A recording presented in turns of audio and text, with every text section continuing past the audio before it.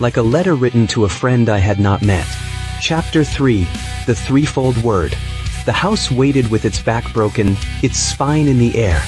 Trees had leaned close to listen to it die and stayed there, afraid to move. I stepped through a doorway that had no door and smelled dust that used to be prayers. There was a mirror in the inner room, a sheet of tarnish elected to royalty by neglect. When I looked, the glass did not show me.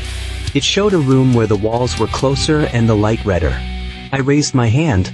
My reflection raised both. It wanted to meet me twice as badly as I wanted to see it. The Lament copy lay on a lectern carved from ribs, or would that missed ribs? Obsidian, thin as the idea of ice. I reached. The mirror clicked, a dry insect sound. The hair on my arms reached to Ansel, I said, clean as a fresh nail. The Lament hummed, a note only the teeth can hear. Dorath, I said, and the floor found this very interesting. I choked. A slip of dust, a cough that had waited just there all day, found my throat. I forced air and got a travesty. A swallow, a smear, not the word, a cheap knockoff of syllables. The Lament answered me. The room forgot it had a roof.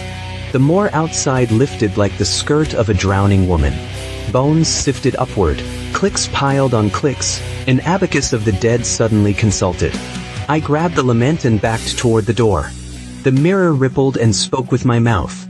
You, it said, and the word hated me. My reflection stepped out with the modesty of an executioner. Where my left hand was scarred, his was whole, and in his whole hand he held a blade that behaved like a live thing. He smiled like my teacher on the day I lied and got away with it. You said it wrong, he said softly. So I get to say it right. Outside, the soil coughed up a helmet. Then a spine. Then an army of harvest tools that had waited in men who no longer needed them. They rose and found the wind to lean on. Helmets rattled laughter. I ran. My shadow ran the other way for a step before remembering. My double did not run. He followed as if walking downhill. There is a speed faster than you can move. It is the speed of someone who is you without the weights you place on yourself. In the moor, the first of the host pulled itself into a shape a child could draw and learned it could hold a sword. I cut it down. It fell apart into apologies and then found itself again. There are battles you win without winning. I ran until the keep showed ragged teeth against the sky, the Lament thrumming under my arm, my own breath trying to leave me before I used it up.